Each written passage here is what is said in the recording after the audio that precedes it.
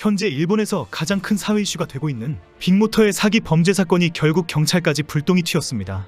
전국 빅모터 매장 앞에 있는 가로수가 모두 죽어버린 사건과 관련이 있다는 정황이 나오고 있기 때문입니다.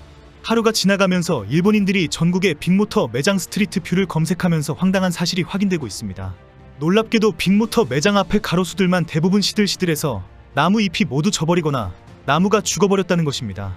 결국 이런 정황을 지역 경찰들이 모두 파악하고 있었는데도 그냥 덮어주었다는 정황이 확인된 것입니다. 현재 알려지기로는 가로수가 갑자기 죽어버린 것이 이상하다, 빅모터 매장에서 직접 고사시킨 것 같다라는 신고가 각 지역 경찰에 이미 오래전부터 쏟아졌다고 합니다. 그런데 황당하게도 각 지역의 경찰들이 그 신고와 보고서를 묵살하고 원인을 알 수가 없다며 사건을 종결시켜버렸다는 것입니다. 약속이나 한 것처럼 가로수 고사 사건을 일제히 덮어버리고 모른 척하고 넘어갔다는 사실이 알려졌습니다. 갑자기 경찰의 가로수 게이트로 확산되고 있습니다. 많은 일본인들은 지자체도 관련이 있는 것은 아닌지 의심하고 있습니다. 그러나 현재 지역 지자체들은 우리는 전혀 모르는 사실이다, 경찰에 신고를 했지만 경찰이 사건을 종료했다라고 주장하고 있습니다.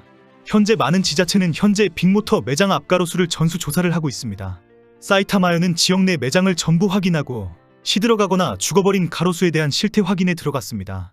군마현도 국고 354호선을 따라 심어진 가로수 17그루가 죽어있는 것을 발견했다고 밝혔습니다. 군마현은 토양 중에서 제초제 성분을 발견했다면서 경찰에 수사 의뢰를 했다고 공개했습니다. 나고야시는 빅모터 매장 앞의 가로수가 부자연스럽게 죽은 것을 확인하고 토양 조사에 들어가기로 했다고 밝혔습니다. 전국에 빅모터 매장이 있는 지자체와 경찰은 지금 완전히 발등에 불이 떨어진 상황입니다. 빅모터 사건이 어디로 불똥이 튈지 모를 정도로 여기저기서 폭로가 이어지고 있기 때문입니다. 현재 인터넷에는 전국 빅모터 매장의 스트리트 뷰가 속속 올라오고 있습니다. 10년 전부터 매년마다 매장 앞 가로수가 언제 시들하고 결국 고사되어 버리는지를 일일이 비교하고 확인하는 사진들입니다. 일본 네티즌들이 이런 추적에 완전히 빠져있는 상황이라서 상당한 이상 정황이 확인되고 있습니다. 실제 전직 직원들도 나서서 제초제를 사용해서 나무를 죽이는 방법에 대해 증언하고 있습니다. 처음에는 잡초를 뿌리는 척하면서 슬쩍 나무 주변에 땅을 퍼내고 뿌리가 보이면 제초제를 뭉텅이로 붓고 덮어버렸다고 폭로했습니다. 제초제가 외부로 보이지 않고 빗물에 쓸려 내려가지 않도록 깊게 묻어버리고 그 위에 큰 돌을 올렸다고 말했습니다. 그리고 얼마 후에 경찰이 와서 나무가 갑자기 왜 죽었는지 아느냐, 누군가 제초제를 뿌렸다는 신고가 들어왔다라고 탐문하기도 했다고 합니다. 그러면 전혀 알지 못한다, 누가 그런 말도 안 되는 짓을 했는지 이해가 안 된다라고 답변을 했다고 밝혔습니다. 급기야 어느 네티즌은 제초제를 찾았다며 빅모터 매장 앞에 잠시 방치되어 있는 제초제 사진까지 찾아냅니다. 2023년 6월에 촬영된 후쿠시마현의 빅모터 매장의 스트리트 뷰에 제초제가 놓여 있었고 인터넷에는 이미 제초제의 상품 사진이 공개되었습니다. 공개된 구글 스트리트 뷰 링크에 현재 많은 일본인들이 방문해서 매장과 제초제를 찾고 있습니다. 가네시게 히로유키의 자택도 현재 큰 화제가 되고 있습니다. 도쿄의 고급 주택가에 있는 주택으로 과거 소니의 창업자인 모리타 아키오의 저택입니다. 자택이 갑자기 화제가 되는 것은 집안을 둘러싼 높은 성벽 같은 담장과 빽빽한 나무들 때문입니다. 담장은 교도소를 상징한다는 지적도 있고 가로수는 다 죽여버리면서 자기 집안에는 나무를 많이 심었다는 비난입니다. 470평의 대저택에는 분수대와 나무들이 자리를 잡고 있으며 많은 식물들이 잘 다듬어져서 아름다운 화원처럼 만들었다는 비난입니다. 당연히 빅모터 매장 앞의 가로수 상황과는 너무 다르다는 비난이 쏟아지고 있습니다. 현재 빅모터에서 차량을 수리한 많은 사람들이 자신의 수리비 청구서를 공개하고 있습니다. 이 청구서에 대해 많은 전문가들이 완전히 엉터리이다, 여기저기 공임이 2중 3중으로 청구되어 있고 공임들이 터무니없이 과다 청구되어 있다, 소비자들이 잘 모른다고 너무 마구잡이로 작성한 것이 보인다라고 지적하고 있습니다. 보험회사에 청구된 수리 청구서도 완전히 엉터리라고 확인이 되었습니다.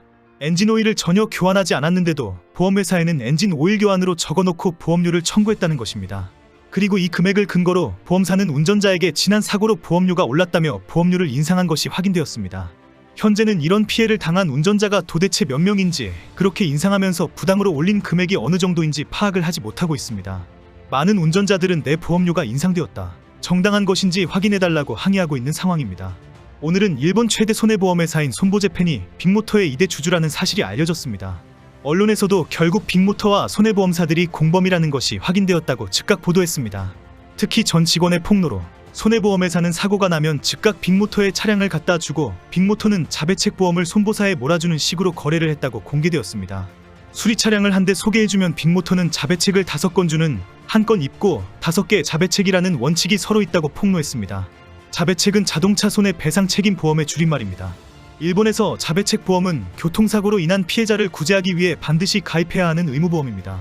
기본적으로 대인배상을 목적으로 하기 때문에 자동차는 물론이고 원동기부 착자전거와 전동 킥보드까지 모두 가입이 필요합니다.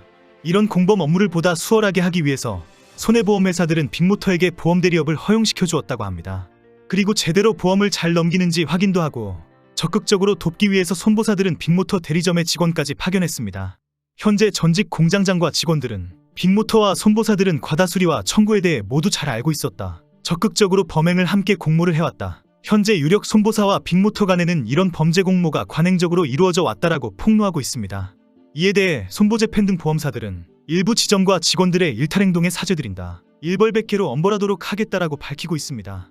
당연히 이런 발표에 대해 말도 안 된다. 본사 차원에서 적극적으로 범죄를 저질러 놓고 엉뚱한 사과를 한다라는 비난이 쏟아지고 있습니다. 오늘 빅모터와 국토교통성이 만나서 해명과 대화의 시간을 가진 것에 대해서 비판이 쏟아지고 있습니다. 빅모터가 좋은 대화의 시간이었다. 일부 점포의 불법에 대해 사과하고 해명했다. 앞으로 변화와 혁신을 약속했다라고 말했기 때문입니다. 결국 언론과 많은 일본인들은 지금 이 상황에서 모든 것을 다 덮어버리려는 수작이라고 비판하고 있습니다. 방송 대담에서도 더 적극적으로 형사사건으로 강력하게 수사하고 처벌해야 한다. 여기에서 덮어버리면 앞으로 비슷한 범죄가 계속 발생할 것이다라고 우려할 정도입니다. 이제 이런 범죄가 일본에서 일어나지 않으려면 관련자를 모두 처벌하는 강력한 수사가 꼭 필요하다고 주장하고 있습니다. 빅모터 기업의 문제가 아니라 대형 손해보험사들, 전국의 경찰과 지자체 관련자들, 지도 관청인 국토교통성과 금융청까지 모두 얽히고 설켜 있는 범죄라는 지적입니다. 오늘도 방송에서 이런 의견을 낸 변호사들이 많이 있지만 쉽지 않다는 반응들입니다. 일본의 구조적인 불법과 범죄를 모두 다 까발리는 것이 위험하다는 인식을 하고 있기 때문입니다. 이런 주장을 듣는 패널들의 표정이 어두워지고 답답해하는 이유입니다.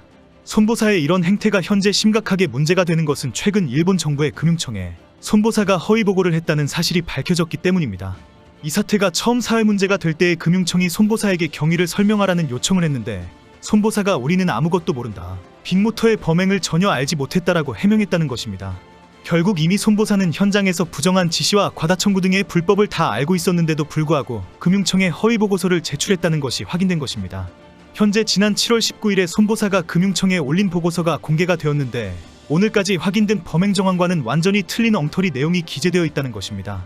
그냥 대충 덮으면서 속이고 넘어가려고 했는데 폭로가 계속 이어지면서 손보사가 말도 안 듣는 헛소리 보고서를 금융청에 제출했고 바보 같은 금융청은 그 허위 보고서를 믿어버렸다는 상황입니다.